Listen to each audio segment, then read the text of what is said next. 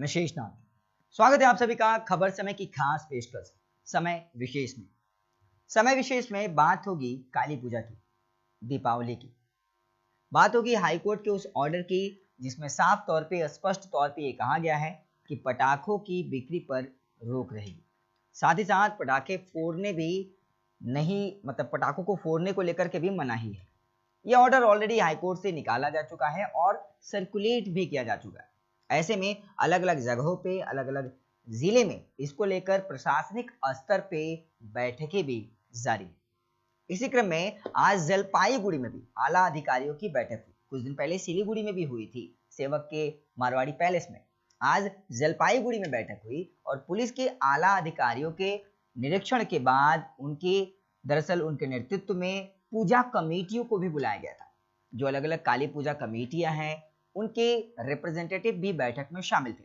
बैठक में इस बात पर जोरदार बहस और साथ ही साथ सहमति भी बनी कि इस बार काली पूजा में भी दुर्गा पूजा के तर्ज पर 2 गज की दूरी जो कहा गया था, यानी सोशल डिस्टेंसिंग, मास्क का व्यवहार, पूरी तरीके से सैनिटाइजिंग करने की व्यवस्था और साथ ही साथ जिस चीज के लिए दिवाली हर वर्ष बड़े हर्षोल्लास के साथ मनाई जाती है, लक्ष्मी पूजा के साथ ही साथ पटाखे फोड़ने का प्रचलन पुराना है, पर इस बार कोरोना के मद्देनजर और वायु प्रदूषण को भी ध्यान में रखते हुए प्रशासनिक स्तर पे जो बैठक हुई उसमें फैसला लिया गया सहमति से। सहमति किसकी? उन तमाम पूजा कमेटियों की जो शामिल हुई बैठक में।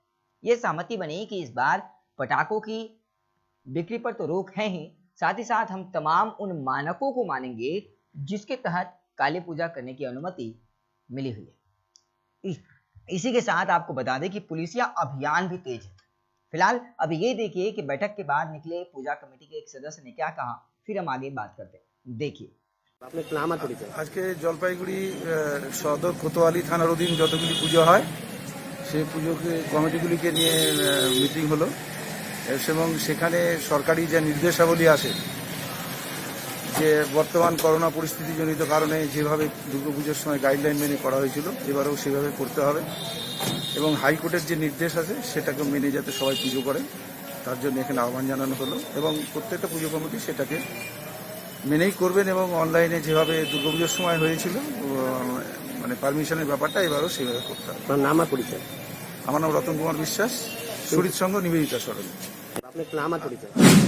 देखा आपने, बाकायदे मीटिंग हुई, बैठक हुई और बैठक के अंतर्गत तमाम पूजा कमेटियों को भी इनविटेशन मिला हुआ था, वो भी शामिल थे, उनके रिप्रेजेंटेटिव शामिल थे और प्रशासनिक स्तर पे जो बैठक हुई उसमें आला अधिकारियों ने एक सहमति बनाई, आम सहमति बनाई पूजा के मद्देनजर कि किस तरीके से कोविड के मानकों को मानते हुए पूजा को अमली जामा पहनाया जाए, काली पूजा को किया जाए।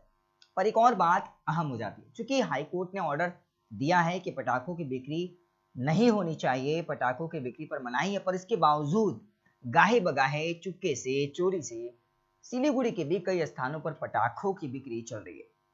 पुलिसिया अभियान भी तेज हो चला है क्योंकि पुलिस को गुप्त सूचना के आधार पर जानकारी मिल रही है और उसी जानकारियों के आधार पर पुलिस सिविल ड्रेस में जाकर छापेमारी कर रही है। इसी क्रम में सिलीगुड़ी के 42 नंबर वार्ड के भूपेंद्र नगर में पुलिसिया अभियान चलाया गया और इस पुलिसिया अभियान के तहत एक व्यक्ति की गिरफ्तारी भी सुनिश्चित की गई।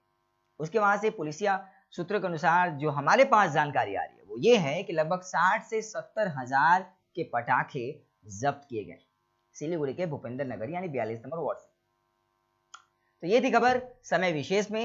लगातार ताजा अपडेट्स पाने के लिए, खबरों के साथ जुड़े रहने के लिए देखते रहिए खबर समय, हर समय खबर समय। धन्यवाद।